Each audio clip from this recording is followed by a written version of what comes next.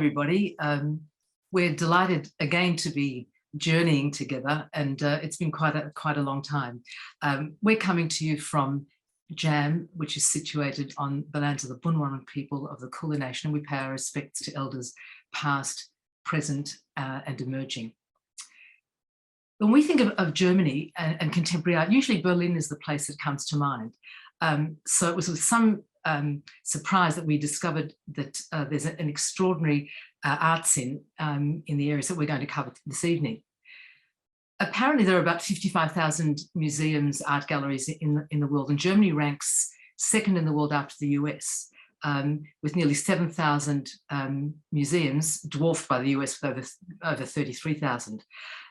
But Germany has one of the most active art scenes in the world.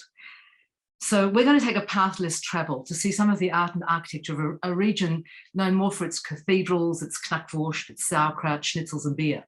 Now, I don't like any of those. Or actually, I like sauerkraut. You probably like all the other stuff. Because I don't get it at home. Because you don't get it at home. So that's not really the reason we chose to go there. So I'm going to leave it to Charles to explain why on earth we decided we would go to Cologne and Environs.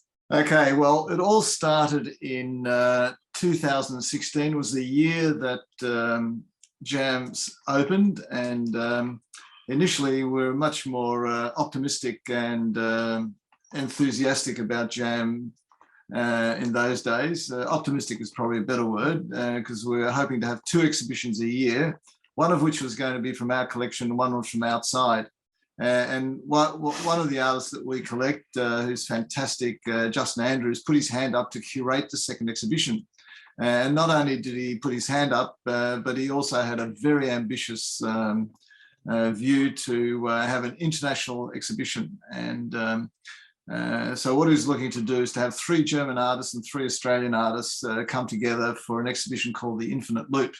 And Infinite Loop was based on the idea of how human beings, in terms of their progress, tend to look back to the past as a stepping stone for producing something for the future.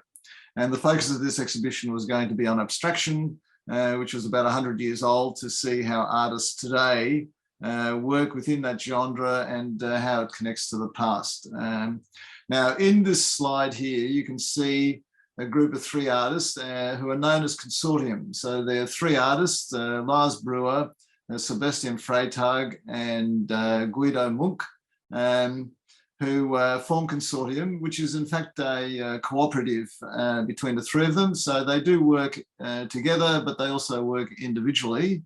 They studied at Düsseldorf Academy of Art, which is one of the top art schools in the world, and which is very famous. And it's there that they came together because their art practices had certain similarities and overlaps. One of the things that they did was when they graduated, they actually had a studio which doubled up as an exhibition space, and they had international exhibitions where they invited artists to participate, and the 3 artists, Australian artists, were all connected to consortium. So they were a group of people who knew each other. And the way we got to know them was that 2 of the artists, Lars Brewer and Sebastian Freytag, actually came to Melbourne and actually stayed with us. I didn't make them schnitzels. in one of our rooms, or in 2 of our rooms, and I think actually Justin stayed with us as well. So we had the 3 of them staying with us, and the art that was part of the exhibition they actually produced in situ, and you can see them working away here in our exhibition space. And what the next slide shows is some of the work. So their work is very much into geometric abstraction, also into text-based work in sort of large wall murals, and also minimalist type art, and also text-based art. So now, why are you mentioning these artists? Well, the reason we're mentioning these artists is because through that process, we actually became very friendly. They're a terrific bunch of guys. They're really terrific, really talented, very humble, very hardworking, and we got on with them like a house on fire. And they invited us to come to Cologne, where both of them live, and to see the art scene there. And the following year, that's exactly what we did. So on the bottom right-hand slide, you can see the opening, and in fact, it was a very successful exhibition. They also participated, they gave a talk, and we produced a video of them being interviewed, and it went on from there. So they live in Cologne, and as you can see from this map, Düsseldorf's quite close. So they live in a state in Germany called Nordrhein-Westfalen, which is the one of the major states within Germany. It's on the west there, you can see, and it's probably the most highly populated and the densest state within Germany, and it's also probably one of the richest. 18 million people. 18 million people, and this is probably the industrial centre where the Rhine and the Ruhr rivers, you can see there, the centre of industry, and unfortunately because of that, was one of the areas that was highly bombed during the Second World War. And you can see from the images there that it's a mixture between sort of traditional architecture and contemporary buildings, mixing the old and the new. I believe that state has probably got the highest concentration of palaces and castles, and you can see old sections of the city like Cologne and these villages, which are sort of very quaint. And but they also, being sort of so economically strong, it's also one of the economic drivers in Germany, and it's also where a large number of the collectors live. And you'll see from the work that, or from the sites that we show, how a lot of that interest in art and culture has actually emanated in the museums that we'll be visiting. Yes, so it's really culturally rich. I mean, it's got one of the world's highest concentrations of museums, theatres, concert halls and opera houses, which you know, it was surprising to me, I have to say. Yeah, I think another feature which I found really surprising compared to Australia is that it is quite decentralised. So although they have that really large population, Cologne, which is the biggest city in that state, is only about 1 million people, and Düsseldorf and Essen are only 500,000, and Bonn, which was the capital of Western Germany, has only got 300,000. Like in Australia, I think Geelong has probably got a bigger population than Cologne even. So it just shows you, and in some ways that's reflected in some of these towns, that they have the sort of critical mass that they can actually support culture, which is spread right throughout the state. Okay, let's move on. So what we thought it would show our hosts, although we did stay in our own apartment, but they did take time out to show us around, and they were really terrific. And we saw things that we probably wouldn't have seen had we been there by ourselves. So we joined some of their friends for dinner. This lady here is the wife of Sebastian, who's here, and she's quite a major artist in her own right. This is one of the works here that she produced, and they share a studio which they both work in. This is a work by Sebastian, so he also uses quite a bit of photography and does in situ works as well. And so it's a very ordered studio. Most studios that I've seen don't look anything like that. Must be maybe maybe that's how a German studio looks. So and this is Sebastian's Lars' studio, and he also very much he's into this sort of text-based mural work. And what's interesting is actually we acquired some of the works from the exhibition, which in our collection, which we'll be showing in future exhibitions. The work is quite diverse. On the bottom right-hand corner, one of the interesting things about them is, well, that they pretty much almost support themselves through an art practice, which is very unusual compared to Australia, because the government and the municipalities are great supporters of the arts, and like the grant that they got to come to Australia, they came from either a foundation or the government to allow them to export their art around the world, and they've even shown in galleries here in Melbourne. But I think the most important slide here is the one on the left hand, and this is Leah actually in her favourite art practice, which is going to Aldi. This is where I think that's just a beautiful installation. I think it's quite extraordinary. Yeah, it's amazing. On the right hand side, this is a competition they won in a corporation, which they actually painted. I think there's about 1,000 different colours that they used throughout this work that they did, and each one required its own mixed tin of paint.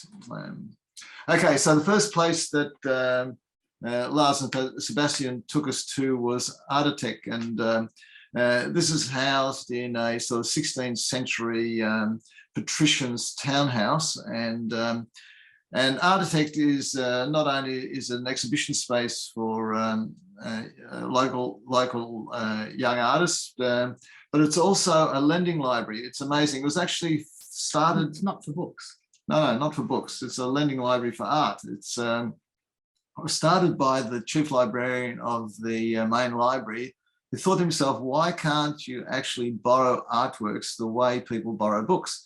And I think we've seen it in other cities, and it's a fantastic idea. So it allows artists to expose themselves to a much broader population. In addition to that, they also have exhibitions for young and emerging artists and local artists, so it's an opportunity to do both there. But this is probably the most standout museum that we saw, and this is in Cologne. So, well, you know, for two Jewish atheists, going to a Romanesque church was, you know, something we really hadn't sort of even thought about doing. And it was, I think, Lars who actually suggested that this was something that was really unmissable.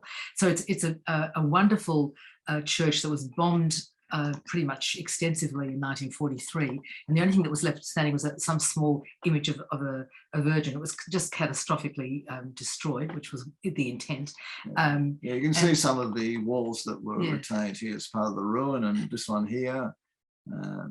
And it pretty much stayed untouched until 2007, when Charles's favourite architect, one of his favourite, Peter Zumthor, did an extensive renovation. So you can see on the top right-hand side, it turned out that when they were having a look after the bombing, that this church sat on Romanesque ruins. And if you look at the top right-hand side... No, not Romanesque, Roman ruins. Big about Roman ruins, put that Romanesque. I can't see it, but I hope that they can. There's a sort of a little red bridge, so that you're actually walking over the ruins in order to see this space. And he's created, I think you better do the architecture because you'll understand. Okay, all right. I think what happened was that they, as they embarked on the works and doing some investigation, they found that under the church were these Roman ruins and also medieval ruins, and so Peter Zumthor suggested that they actually retain those by actually building the museum over the top of the ruins. And you can see the sort of structure which allows the ruins to stay intact. And then there's this beautiful timber bridge that you walk across to see the ruins. And what Peter did as well is he actually sheathed the building in these grey bricks to actually be compatible with the stonework of the existing ruin. And this filigree screen that you see here is actually being constructed by hit and miss brickwork. So on the surface of it, it's sort of very simple materials that create this really sophisticated outcome. And this is just open to the air. And so you get this sort of combination of inside and outside, which is repeated in this beautiful courtyard. Which is very, very zen. Like, I think Richard Serra, they've got some works from him that's there, but there's just this serenity that sits in this space that's really achieved through the architecture. Yeah, and Peter Zumthor is very renowned by the way he actually manipulates light in his architecture, and you can see even from the bottom two slides how the different qualities of lights have been manipulated for the different spatial areas that have been created throughout the museum, and using natural light. And on the bottom, you can see there's a chapel that was sort of built straight after the war, which has been retained and incorporated into the building. And you know what, darling, it's really a place for Catholic art, but artistically it really transcends that, and sort of, it sends a remarkable message of acceptance, of moving on, and of hope, and you really feel that very much there. Yeah. Well, the thing is that this building was actually commissioned and supported by the diocese in Cologne, and they have an extensive art collection which actually starts from the Middle Ages, but also includes contemporary art. And what they did here is that the art was actually mixed, so they juxtaposed modern artwork with sort of much older artwork in this very sort of Zen-like serene setting, and it was just absolutely exquisite. Very simple materials and beautifully lit, and everything was designed to the nth degree. And throughout they had the strategically placed windows to see the sights, so you can see Cologne Cathedral in the background, and even the joinery work was exquisite. So you can see Leah sitting in one of the lounge areas with this beautiful timber paneling, and even the stair, which was just a knockout. And in many ways, what was interesting about this building is that it almost had a sort of religious quality to it, and it wasn't religious because of the religious art that was there. It was more about the whole combination of seeing these religious icons together with the serenity of the place, and there's very few materials being used, so you're not getting this constant collision of so many surfaces. No. Well, when you compare it to sort of traditional Gothic architecture, it's sort of almost the opposite. And in some ways, one of the things I've argued a lot is that art is a sort of the way that people have a religious experience in a sort of 21st secular society, and in many ways you felt that here. So it's worth going to Cologne just for Columba alone. So the city of Cologne is a really buzzy one. It's got, you know, many museums. It's got a nightclub scene. It's got a huge gay scene. Hitler would be turning in his grave, I hope, turning and turning and turning. The place is throbbing with energy. It reminds us a lot of Melbourne. There's small little laneways, all sorts of wonderful things. The cathedral looms large over everything. But Museum Ludwig is an absolutely beautiful museum. It boasts the largest collection of pop art outside of the US, with 900 Picassos, important works by Andy Warhol, Roy Lichtenstein, and what's extraordinary about it was that it wasn't the government that actually, or the local council that supported this construct of this building. It was philanthropists, local art collectors. I think Charles mentioned that Cologne really has an extraordinary art scene and an extraordinary number of very enlightened art collectors. So I think Cologne was also one of the first cities that actually had an art fair. It was one of the earliest art fairs in the world. So after the Second World War, there was a fellow called Joseph Hobrecht donated his collection of 350 pieces, including Marc Chagall's and Otto Dix's. And then 30 years later, another couple, Peter and Irene Ludwig, gifted the city another 350 pieces on the condition that the city would build a new museum, and the city came to the party. And we are all really the extraordinary beneficiaries of it. But, you know, Museum Ludwig is a knockout, but if you're really in a museum hungry mood, you can go to a fragrance museum, you can go to a sports museum, you can go to a chocolate museum. They haven't got a sausage museum there, I don't think, yet, but it's kind of museum central. Right. It's called the pub. So this Walrat Richards Museum is Cologne's oldest museum, and it houses European art spanning from Middle Ages to the early 20th century, with each area dedicated to a different period, and each room is rich and varied. Now, it's really not our kind of art, although it showcases the most extensive collection of Impressionist and Neo-Impressionist art, and you've got Renoir, and you've got Van Gogh and Cézanne, Rembrandt. You know, you're going to be luxuriating in these works. What really was exceptional about this museum was the labeling. Now, those of you who've come to JAHM know we don't have wall labels. We do an interrogation of the art with our collections. But here what they do is provide you with the most rich and I say arousing of wall labels because they get you to think.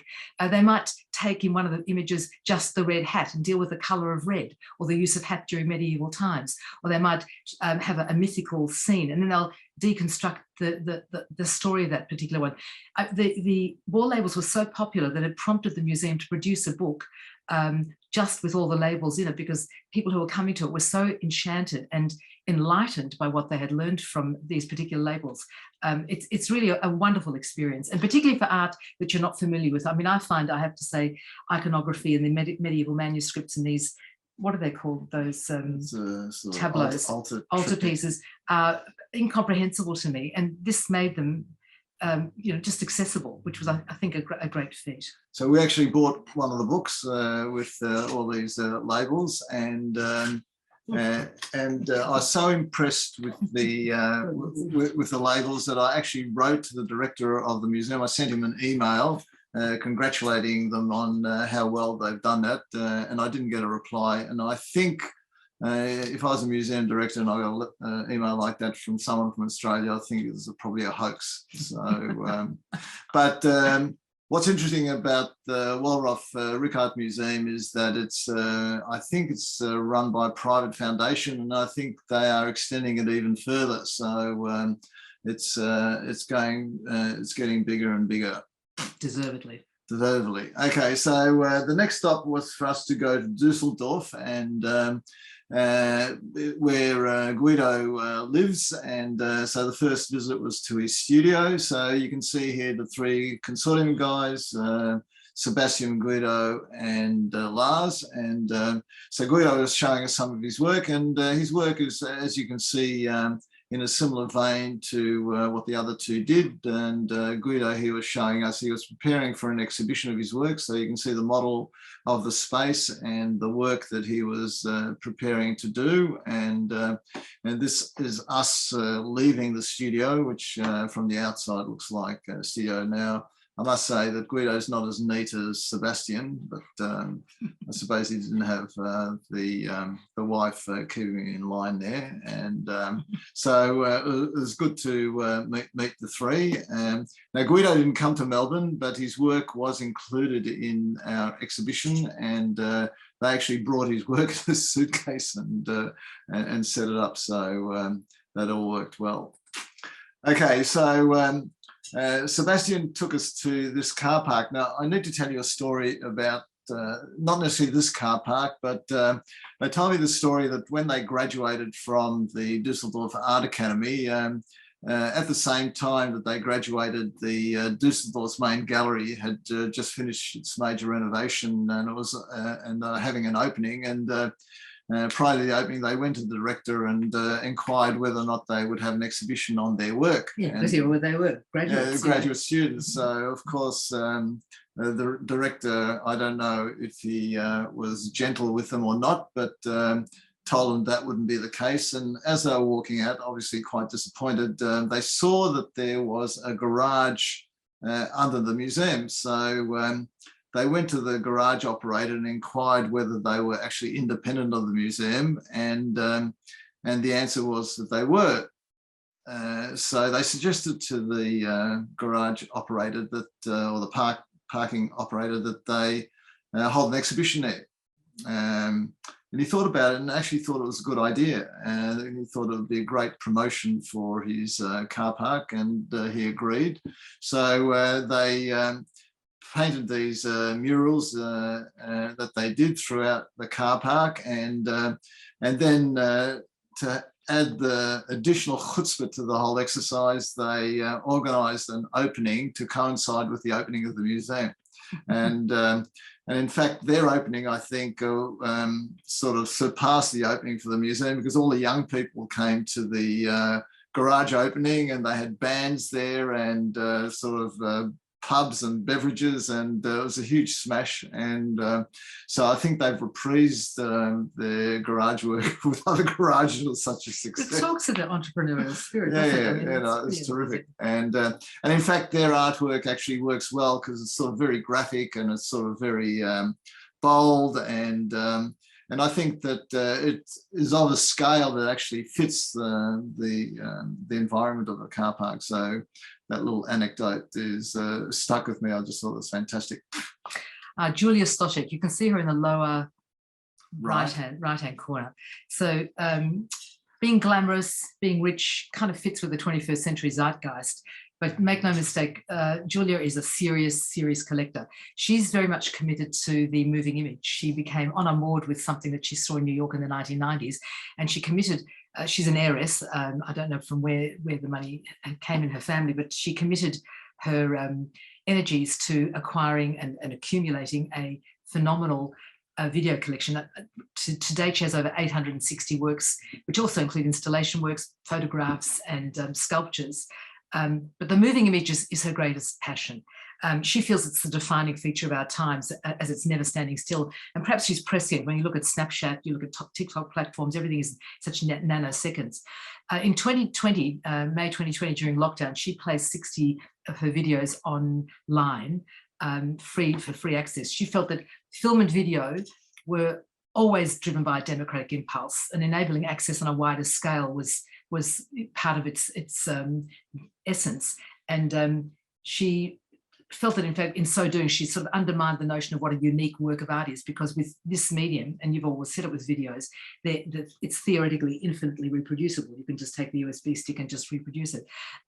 What she's done that's really innovative, the building in the top center, the base of it is the museum where her collection is shown, and on the top is a glass box, which is her private apartment, which isn't open to the public.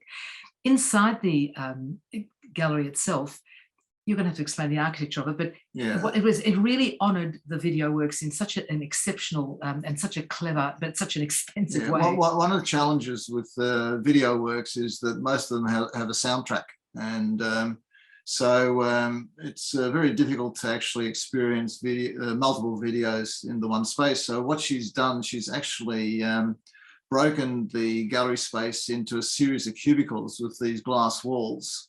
And so she's maintained the transparency through the gallery, but all the spaces have been compartmentalized. So you can actually watch a video with the full soundtrack in each space and move from one to the other. And from that point of view, it actually works very well. I mean, there's a big commitment to make that work, but it's an international collection, and she's got works from all over the world, including strong representation from Asia, and a lot of it is sort of very avant-garde type video works, and it includes everything from narrative video right through to abstract type videos. And wonderfully, she's got an entire section devoted to research and to education, which is a really phenomenal thing to be doing. Now, she also opened a branch in Berlin, but I think Leah thinks that she's actually closing that down. But it's you check her out on YouTube. She's got a couple of fantastic clips, and she's just fascinating, really fascinating. Okay, collectors come in all shapes and sizes, and this dude on the left in the army, I don't know, what was he wearing, army fatigues, and you can't see, but he was wearing thongs, was dressed up to greet a group of very wealthy Miami collectors. This was him dressing up. He's actually a businessman, but a really property developer. Half Israeli, half German. That's a hell of a combination. And a conflict of interest. Conflict of interest. But he's a very serious collector. His gallery is in Düsseldorf. He found a location which is in an area called Flingelen. It's pretty much like the meat packers district in New York, and he chose it because it was close to where he lived. And he acquired a huge glass factory, which he's converted. It's of a monster scale. The day that we saw him, he was just recovering from a party the night before. There had been 1,000 people inside the gallery for this particular party. He was somewhat hungover, but I think his energy field was pretty much the way it generally tends to be. So he is committed very much to collecting local artists, and his works are substantially from that particular region.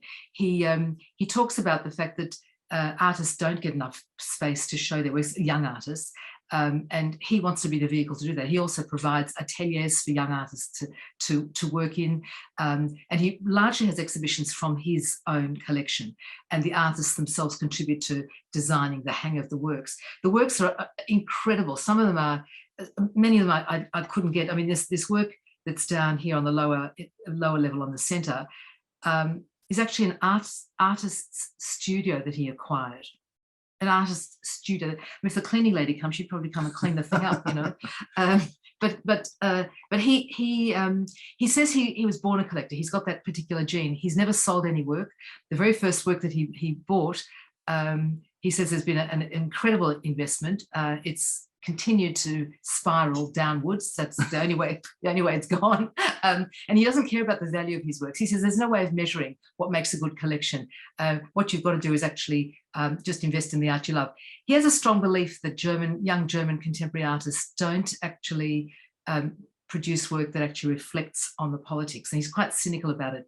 He's made an observation about Weiwei that says, you know, because Weiwei's become a pop star almost, that he's lost some of his authenticity. He feels that the German artists that he collects are dealing with the fact of making art, and that's his particular focus. So he's got over 1,000 works currently, and has 4 exhibitions a year.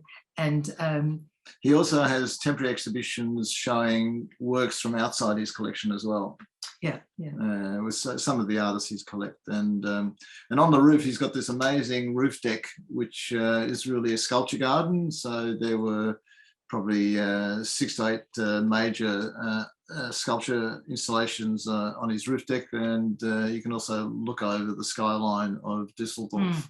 So that's a work by an artist called Chris Martin on the right hand side, and this is a work by Thomas Saraceno on the left hand side. I mean, just an exquisite work, and just needs huge amounts of space. But was it 1,700 square meters, the space that he's got there? Yeah, it was a big space. Absolutely monster. And really, and it's actually, it is the most significant private collection in Düsseldorf. Yeah. So it's really worth a visit. Which is saying something. Now, the next 2 museums we didn't get to. I suppose they're probably too conservative for our hosts, and but Düsseldorf is the capital of that state. So what we're looking at here is the Kunstsammlung Nordrhein-Westfalen.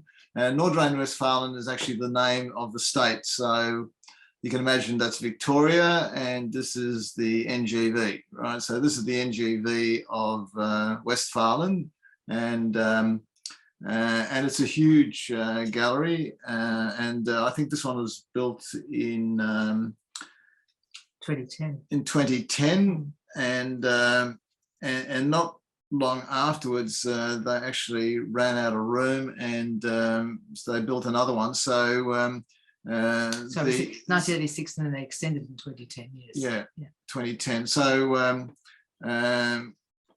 this museum is actually in 2 parts called K20 and K21, and and this looks absolutely beautiful. I mean, this is a reason to go back to Düsseldorf just to see this. And then K21, which is I don't think it's necessarily joining physically, but it's part of the museum complex. It is actually in this historic building that used to be their Parliament House building. And as you can see, it's got a glass roof on the top. And when you look at the interior, the glass roof is almost like a installation where people can actually climb through all these nets and walk around the promenade, which is quite amazing. And you can see here the way the new and the old have been integrated. And some of the art that they show there is also quite amazing. So it's a sort of major complex, and it just shows you this is a city of 500,000 people, and they have sort of the amount of art that they have there, which is really quite amazing when you sort of compare it to other places, even to Australia.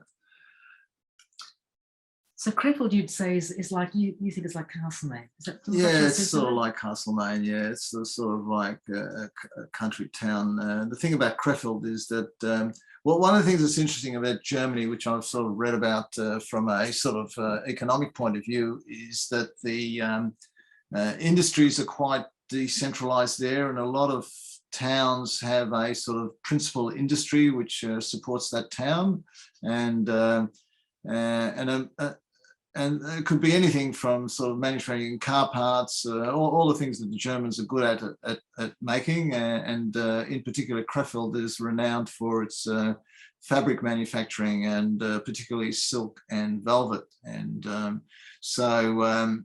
and with that sort of strong sort of economic base, you find that they can actually support a museum such as this. So this is Kaiser Wilhelm Museum, which I think is one of the oldest museums around. Well, it's the oldest one in that city, and it's got the traditional kind of things, the pre-war romanticist, expressionist and impressionist style of art. But what's significant about that particular museum, I think, is that it's got what they call it's a chamber designed and constructed by Joseph Beuys, who is a very well-known German artist. He was probably, I'm trying to think, during the 1950s to the 1980s, there was a really significant kind of figure in the art world. And he had a sense that art really could potentially reshape society and politics. So unlike Gil Bronner, who doesn't believe that at all, he's of the generation, like Gerhard Richter, who was probably impacted by the Second World War, and whose art reflected very much what was going on. So he's very well known for works that involve fat and felt. Is that right? Fat and felt. Because he was injured very badly during the Second World War, rescued by villagers, and they bathed him in oils to sort of deal with the burns, and they swaddled him in felt. No, in fat, I beg your pardon. And then they covered him in felt to sort of protect him. And his works actually evoke both of those particular materials, the industrial and the organic kind of materials. And so in this chamber that he's set up, it's always booked for temporary exhibitions, and it seems it seems odd. You come into this small town and there's this major 20th century art figure sort of centered in it. But that's the surprises you get in all these little towns, I think, too. So one of the things about Kaiser Wilhelm Museum is that they've got two branches, which are two house museums, which we'll talk about next. But Christo actually had a residency in one of those houses, and as a result of that, this is one of the works that actually came out of that residency. And so we'll move on to the museum house Esters and Langer.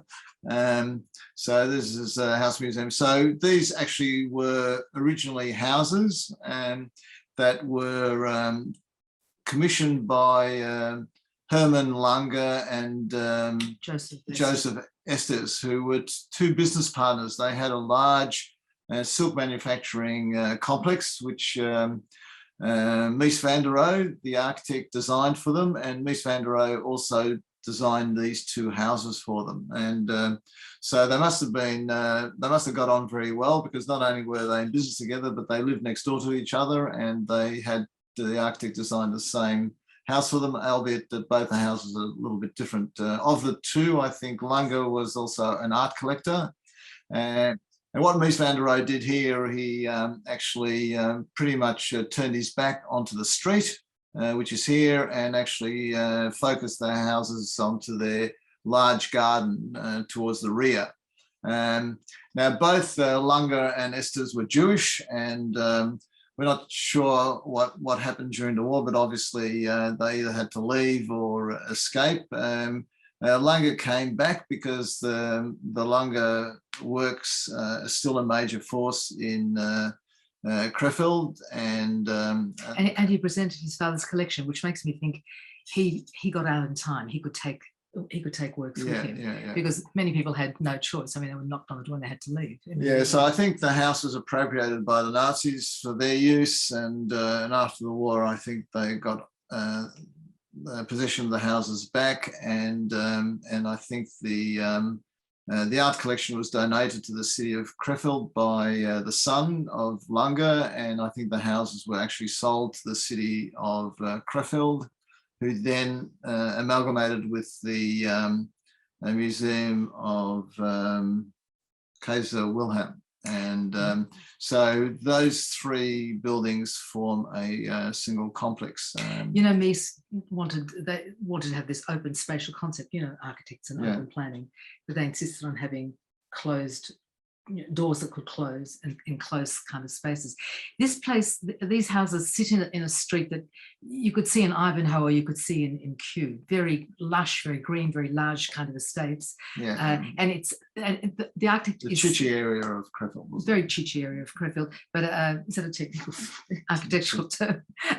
But it's so even today, it's so minimalist, it's so spare, and it sticks out like a sore tooth even in that street, even in the 21st century. Yeah, because they're sort of very quite traditional houses. I mean, these houses were designed and built. This was built in 1928, so you can see how contemporary they look even today. And so I think the houses had several uses. I think they were used for artist residency, but now I think they're used for special exhibitions, and there were two separate exhibitions in each of the houses when we were there, but the one in the Lange house was the one that really caught our eye. You can see this body lying in this pool is part of the exhibition. By the way, this garden is actually a sculpture park, so they've got works by some major artists like Richard Serra and others. But you could see how the upper middle class would have lived at that particular time. But the exhibition in Lange House was actually quite appropriate, because it by quite well-known artists from Scandinavia. Hang on, I'm looking for their name. I can't recall what it was. Yeah, hang on a second. So who are renowned for their, can you look up? Renowned for their Stone Dogmans, I think, or something. For their humour and wit, and also they've got quite a dark humour. And the construction of this exhibition was based on the idea of a German family who were living in London, who decided to come back to Germany because of Brexit.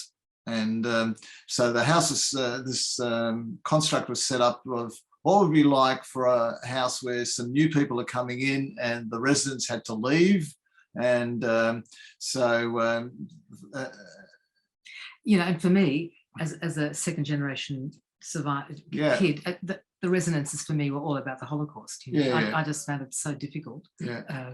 Because you could imagine how many people had to leave homes like this and never came back. I mean, I found that piece on the base.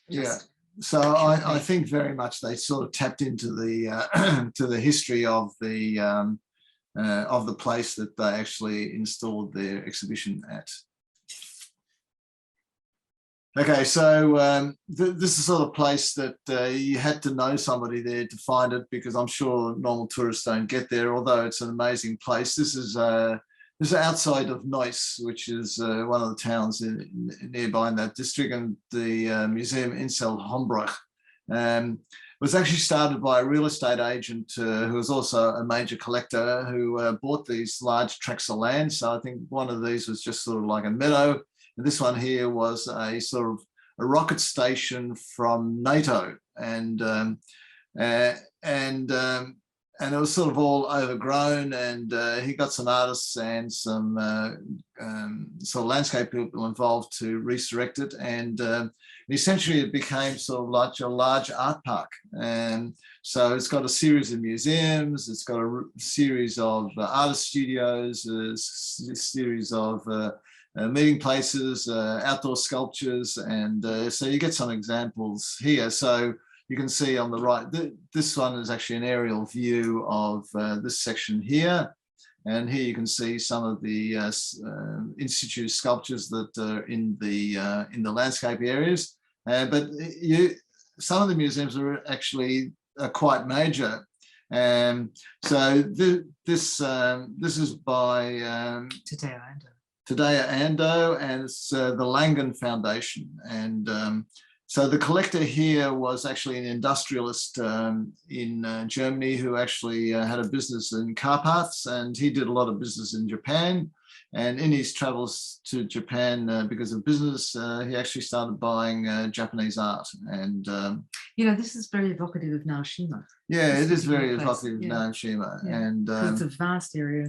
And today, and as for those of you who know Naoshima or who attended our talk on Naoshima would know, had a big part to play in the architecture in Naoshima, and this is of a similar vein. And it's actually the scale of this is monumental for a private museum. And so it had both sort of traditional and contemporary Japanese art, and also art, Western-based art as well. So it was a major collection. So I believe that the Langdon sort of leased or bought a tract of land off the real estate agent to build this museum here. So you get that diversity as well.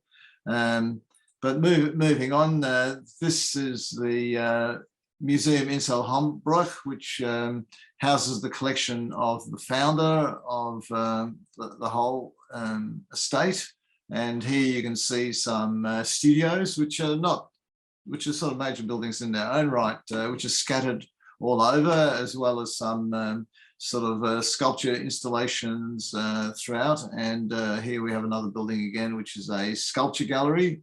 And you can see here Leah admiring a sculptor who's giving her a greasy look back. And that's the way you interpret art. yeah. But the place was so vast, and we only covered a very small part of it. And what's interesting about this, it's sort of counterintuitive. There are no wall labels or signs. Like if you don't know what's going on, you just can't navigate. It's sort of like you'd never even go there. You have to be in the know, and if it wasn't for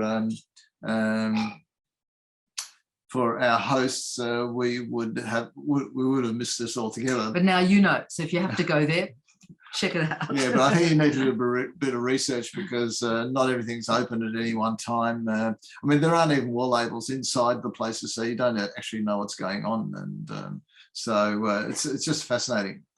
Okay, so another one of our hosts. We then went to Bonn, and this is another artist that we were introduced to in Melbourne, Christoph Dahlhausen, who's actually exhibited at RMIT and other galleries, both in Australia and New Zealand, and visits occasionally. And we actually got to know of him because the exhibition we had the following year, which were from these collectors in Canberra, had works by Christoph in their collection. So you can see it's that sort of very abstract and geometric. His work is mainly about light, and he's dealing with the way light works, and dealing with ideas of translucency, transparency, and also reflectivity. And so you can see the work that he's doing with these sort of colored perspex and these camera lenses, which he recently constructed, these constructions, and also with glass panels, and also here with sort of highly reflected enamel painted aluminium. So he's on 2 levels here. So this is his workshop, and this is his studio. And once a year, he has a sort of major retrospective in his studio, not only of his own art, but other artists as well. So the first place that Christoph took us to was the museum in Bonn, which is an amazing building, and quite a major museum in its own right. And he's actually has had exhibitions there himself. And again, there's a very strong representation. One of the things I like about German art, they just have a lot into sort of minimalist art and geometric expression and conceptual art, which is the sort of art that we like, and so which is very unusual compared to other places you go to. And So it was a terrific building. And and they also have spaces where they have single artists expositions, and this is a work that we've got 3 slides, which is a little bit indulgent on our part, but this work really, I love this work. As you see, a series of vertical sort of panels of different grey shades of grey, and opposite that you've got these sheets of glass, and as you walk past the sheets of glass, it sort of has this kinetic effect on the image that you see. It's sort of really quite mesmerizing. And outside, across the road from the Bonn Museum, is the exhibition centre, where they have their art fairs and other major expositions with regard to art. Okay, so, and then Christoph took us to Soest, and the main reason he took us there was, although they have quite a nice museum, he wanted to show us this cathedral. It's a sort of small cathedral, but it's really quite unusual for a Gothic cathedral because it doesn't have buttresses, and it allows the stained glass windows to go from floor to ceiling all the way around.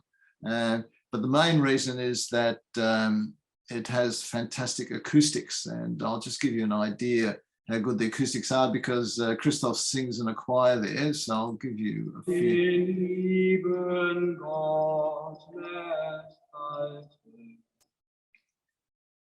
Und hoffet auf in alle Zeit, in Wirk der wunderbare in alle und Traurigkeit, wer Gott im aller Höhen traut. Hat auf keinen Sand getraut. You just picked it up. Now, what happened is, you just picked up the Bible and just flicked open to a section and just sang it. And prior to that, he actually sang one in Latin, but I was a bit slow off the mark to record that. And although Leah and I are both Jewish, that actually gave us goosebumps. It was just absolutely amazing. Ethereal, yeah. Now, I need to tell you something about Christoph. Christoph actually started life as a cellist, and in fact, he became concert grade cellist. But he came to realization that he wasn't good enough to become a soloist. So he changed tack and actually studied medicine. And he actually became not only a doctor, but he specialized as an anesthetist. And one of the things that he got really interested in was alternative medicine, other ways to actually deal with pain other than with drugs. But he got no traction with the medical profession in Germany. So he tossed that in and decided to become an artist. And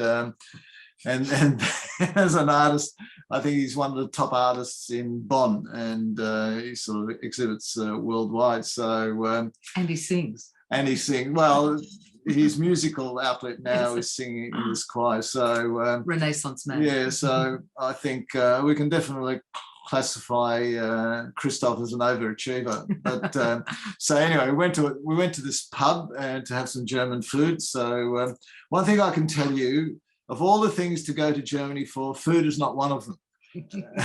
Because can you see anything green there at all? yeah, that's right. There's nothing green.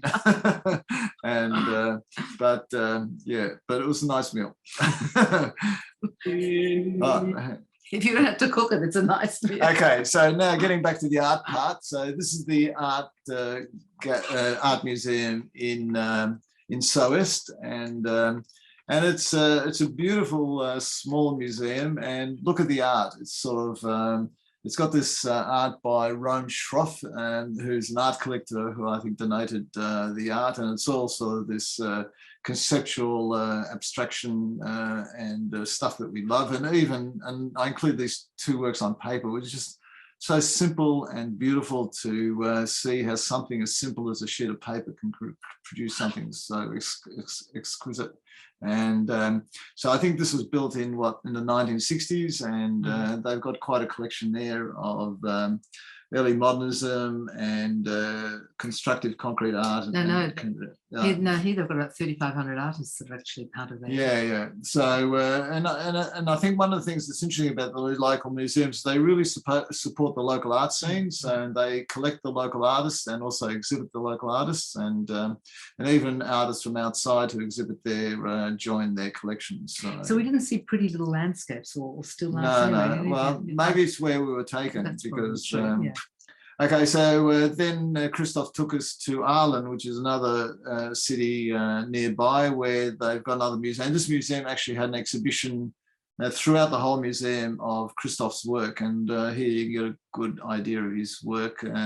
Again, looking at all the lighting and reflective qualities, and this lift is actually an earlier project which he did for them as a sort of initiation into the scene there. And again, he placed all these sort of acrylics on the lift walls. So as you go up the lift, you sort of get this experience of moving through the artwork. And look how well they've integrated the architecture. Yeah. So so this older building and this newer building have been integrated together. And again, it's just another example of it has a small town, makes this huge investment in its art gallery. And it's not twee art, it's sort of really contemporary, challenging art that they display. It's really quite inspiring in many ways. So this is a bit of a knockout that, and again, it's in the middle of nowhere. So this is the art museum. You want to talk about it? Well, it's called the Art Museum. So when you say the word art, usually most people think of Hans Arp, but in fact, his wife, Sophie Tober Arp, was an absolute pioneer in avant-garde art, and she was a major figure in the Dada movement. We've got an exhibition on art and gender, and I think that this really plays to that, because who knows Sophie Tober Art, although last year the Tate actually had a solo exhibition of her work belatedly. And she was somebody who believed in beautifying everything, and felt that in fact craft was just as important as art, that you didn't need to distinguish it. But she was a fantastic partner for Hans Arp, and they worked collaborative together. And this is the only museum I think that exists that actually shows both of their works in combination. But it's the architecture that really knocks you off here, as well as the wonderful artworks. So I think what happened here was that most people think that Hans Arp is French, because he actually, I think his father was German, his mother was French, and he actually grew up speaking French as well. But what happened when the Nazis came into power, he was considered a degenerate artist, and he had to get out of Germany, and he actually went to France, and then I think from France he ended up in Switzerland, where I think his foundation is based.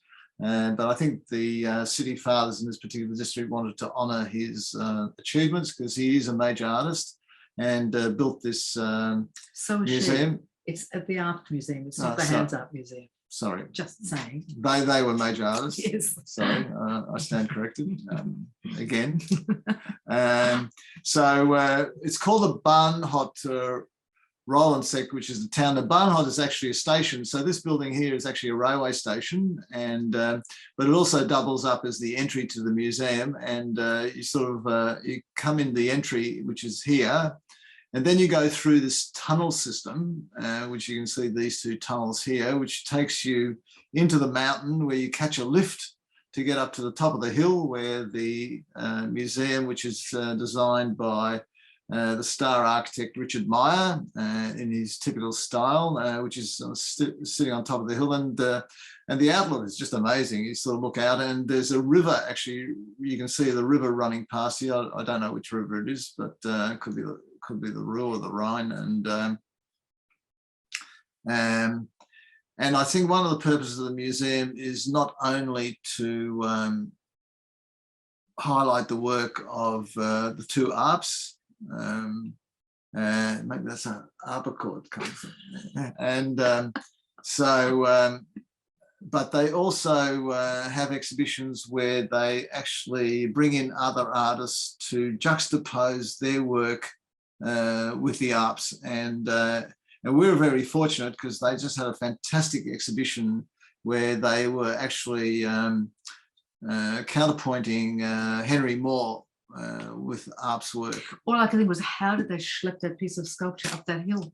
With difficulty. My God. But and it's quite extensive. There are a lot of artworks there. The beautiful yeah, creation. and what's interesting, in both of them actually have very similar art practices. What they call it, biomorphic Art, yeah. biomorphic art, and so that was really quite fascinating to see how you've got two artists who are working in a similar genre but are actually quite different. And then they had another section where they were actually juxtaposing both Arp's and Henry Moore's work with more traditional sculpture, which is interesting.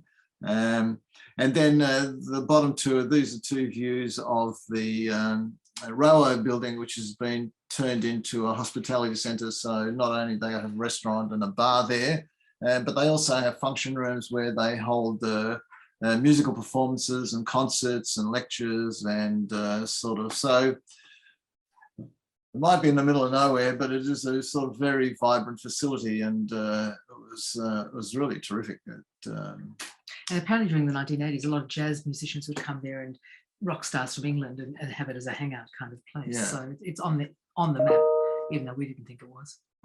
Although What do we know? What do we know? Yeah, but I think one of the advantages of having people in the know to show you these gems, which are scattered throughout the countryside. Yeah, but this was extraordinary. Yeah, it was really extraordinary.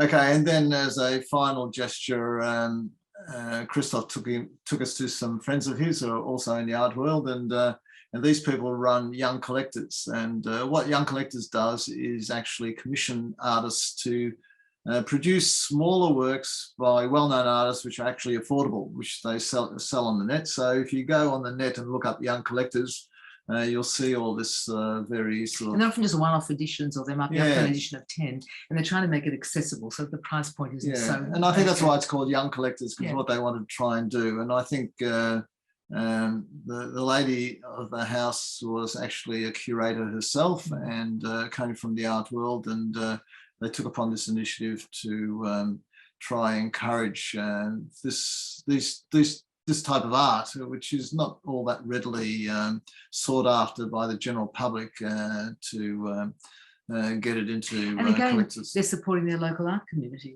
which was really extraordinary. Yeah, although they do sell internationally. Yes, but I mean, a lot of the works come from that region. Okay, so now what we're going to do, we're going to look at some of the museums that we haven't been to, and because, as Leah said in her introduction, this area is absolutely dripping in museums, and they've got some cracker museums that which gives us plenty of reason to go back to. So this is in Essen, which is one of the bigger towns, and this is an art museum that was designed by David Chipperfield, and David is a major British architect who has designed many museums, and he's just built the Noise Museum in Berlin. He's also involved in the renovation of Mies van der Rohe's museum in Berlin.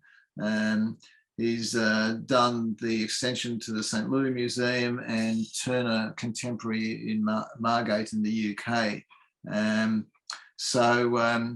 Essen actually has a museum that goes back a long way, and they had one of the world's leading collections of contemporary art in the 30s, and apparently the Nazis came in and pulled out 1,200 works from their collection, which they regarded as degenerate, which actually cut the guts out of their collection.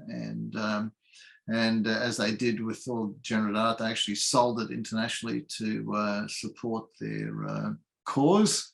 And so we have this issue with reparations taking place now, where some of this art now has to sort of be returned. But if Herr Hitler saw this today, they're going to be screwing but this is a huge museum. It sort of goes over a large area, and I mean, they've really revitalised it extraordinarily. But I love this. I love this robot and this sort of nude sculpture is the way they're exposed. And I think this is by a well-known German artist called Kippelberger. I think it is Kippelberger.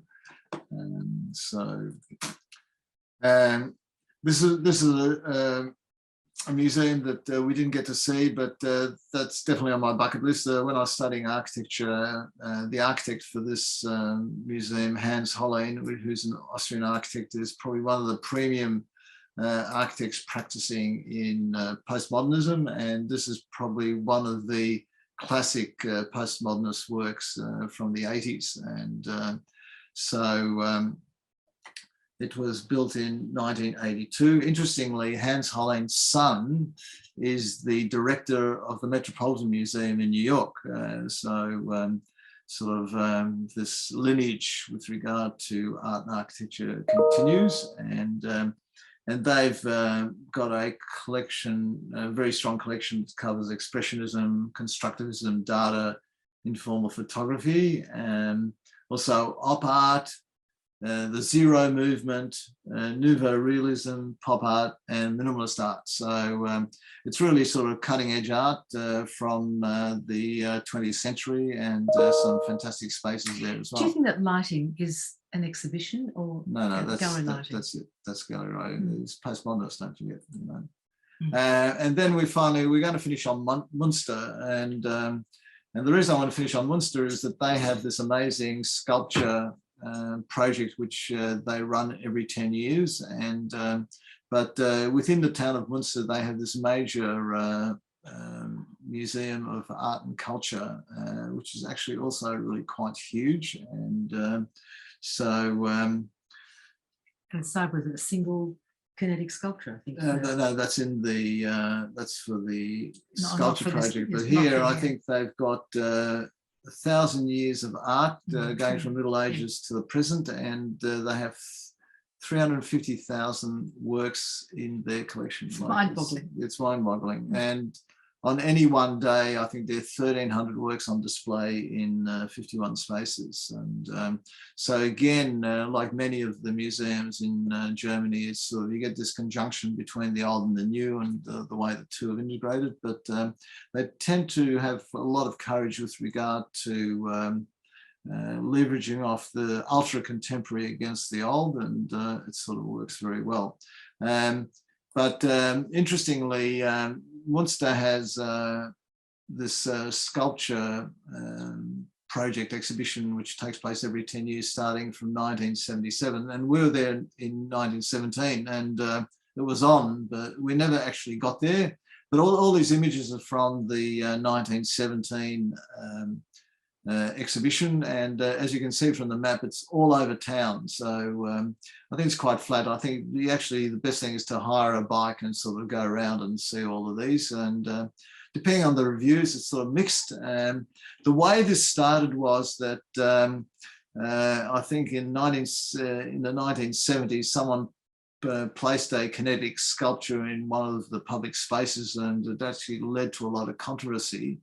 And the director of the museum there thought that he'd put on a series of lectures and discussion groups to talk about sculpture as a way of introducing the public to contemporary art. And the outreach program actually worked quite well. And I think essentially there was a sort of groundswell to actually get involved in art, and the beginnings of this idea of a sculpture project every 10 years took root, to the point now it's highly embraced, and it's a major exhibition. It sort of draws huge crowds. I think many hundreds of thousands of people come, and I think they fund a lot of the sculpture projects. So this one here, you can see this is a sort of a disused ice rink, which has actually been carved up into installation, and you can see here this sort of hidden bridge, which is, you can see it from the air, but you can't see it when you're walking on there,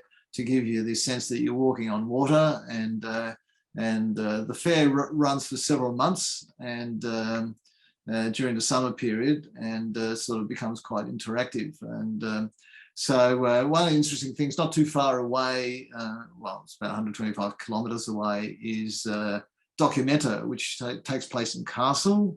So the option, we were. Yeah, so we went to Castle that year. So we had a choice of going to Munster or Castle. We decided to go to Castle. And but for many people, it also coincides with in the cycle with the Venice Biennale. So generally for the artificiers, so they sort of go for the triple bunger where they try to coincide going to Venice, to Castle and to Munster. And so that brings us to the end of our talk. So want to thank you all. When you think about it, what we've shown today is framed through what we were shown. But I still think the contemporary art scene in Germany is really quite exceptional. And admittedly we're being shown art by artists who are into abstraction an awful lot, but you didn't see a lot of very much conventional. Well, we art. weren't looking for it. So, perhaps that's and also the artists that were guiding us were also in a similar sort of vein to what we were. So we probably got a slice. I'm sure that there is plenty of other art that you can see. And well, the different, when we'd gone to Berlin, and I have to say, this is like a caveat, that was a very difficult thing for me to do. And there's so much, well, difficult to go to Germany at all when I did. And then when we went there, there was so much Holocaust memorialization. You didn't feel that here. There was this sense, and I didn't feel I didn't feel it as difficult actually, because it was very contemporary. It was very of the moment, and it wasn't looking backwards. It was looking forward, but in a very positive kind of optimistic way, which was for some reason it just it's becalmed me about Germany, because you know how I feel about Germany. Yeah.